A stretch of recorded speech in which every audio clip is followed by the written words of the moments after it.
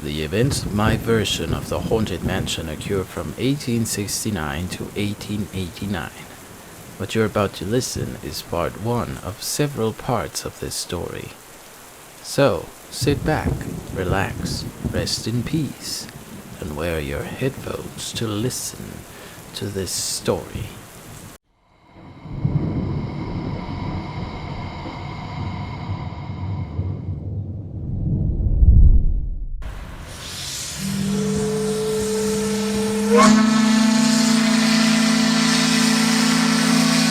On a humid, rainy and foggy day, Dr. George Gracie, his son, Edward Gracie, and his daughter, Miss April Gracie, take a look at the Mississippi River from a steamboat as they leave New Orleans into the swampy regions of Louisiana. Dr. George Gracie is sad and tired. Their trip was long, all the way from Massachusetts to New York, then from that city all the way to New Orleans. 10-year-old Edward Gracie stares blankly at the water that flows beneath the river. But he can't stop thinking about the fire, the faces in the portraits blackened by flames, the attic crumbling, creaking, and falling into pieces to the rest of the house. The magnificent castle-like estate by the river, now a shiny beacon of fire. The heat burning his left arm, but overall, there was one thing he could not forget: his mother's screams. He did not cry, as his father told him to. He did not express his grief, as his father had also instructed him to. But at the same time, they weren't dressed in black. His father wasn't clear about the death of Edward's mother. He constantly told Edward, "She is not dead. She is here with us." But Edward just thought that was the grown-up way of saying his mother was dead. Dr. George Gracie was always uneasy while on their voyage through the ocean and the rivers. Passengers in the boat could note it.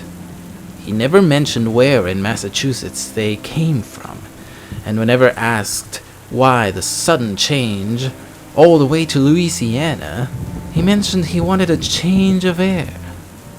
The only thing George Gracie was sure of is he wanted to be as far away from his old house as he could be. He sat and reviewed the purchase documents of his new estate, the names of its former owners, from the Gorliers to the Blotmeers, and to a prominent southern family who lost it all during the Civil War. He saw a drawing of the house. It looked very different from his old brick house. The brick house, his wife, the fire, had it all really ended there? Or would they be followed into their new home? The house was now visible from the boat. "That's home now," said George to his two kids. Home, thought Edward, as he remembered the smothering smell of his old home, darkened by the smoke. The old memories he had of the house were eternally corrupted by the fire. There was no idea or image of his old home in his head that did not involve death and fire. They rode a carriage into the estate. People in the dock spat at them and looked at them with hate. "Damn carpetbaggers," whispered a man as Dr. Gracie walked by with his luggage. They arrived.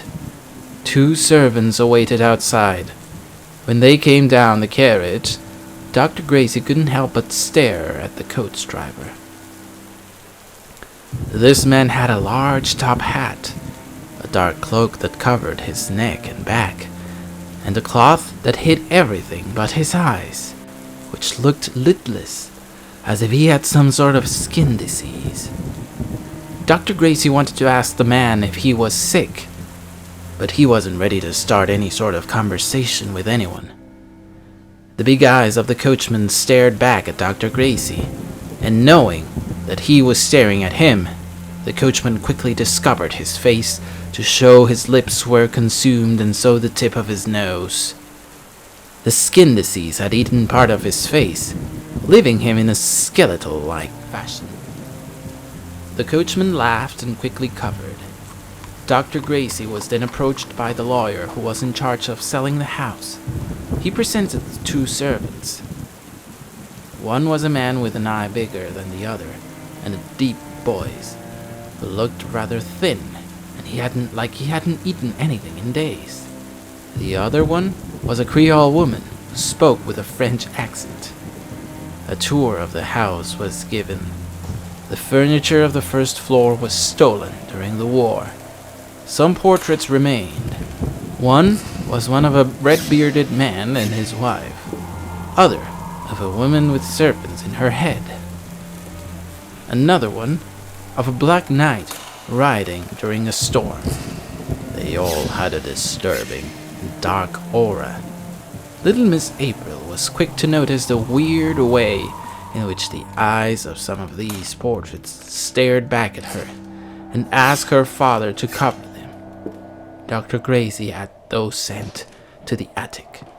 The attic had a lot of items from the previous owners: trunks, portraits, wedding dresses, a grandfather clock, and many chandeliers. You must be careful. Folks around here, they don't like folks like you, said the man with the big eye to little Master Gracie. Folks like us? Asked little Master Gracie. Carpetbaggers such as yourselves. You won't last long here. You best not get too comfortable here. You best get ready to leave any time soon, much less in a house like this. The man handed the little kid a drawing. This was in your door when we came to clean up, said the man with the big eye. It was a drawing of two persons, hung in a tree, a donkey walking away from them, and a person in a white gown looking at them. Previous owners, they died in a horrible way. I wouldn't like to stay here for long.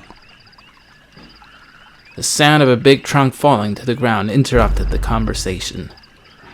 Two men were dragging it into the house. Be very careful with it, demanded Dr. Gracie. Don't drop it like that again. It's very fragile. Take it to the attic. Little Master Gracie recalled that trunk, that long and heavy trunk, was one of the few things his dad had managed to rescue from the house. That's all they had left of their old life. Many times he tried opening it during the voyage, but his father wouldn't allow it. He even knocked on it once, and made his father very angry. He always questioned himself. What could Dad have inside that trunk? This is where we end today's story. This is the opening to a way I would like the Haunted Mansion story to be retold. If you liked it and would like to hear more, please tell me in the comments. This has been all for now. Rest in peace, and I'll see you all a little later.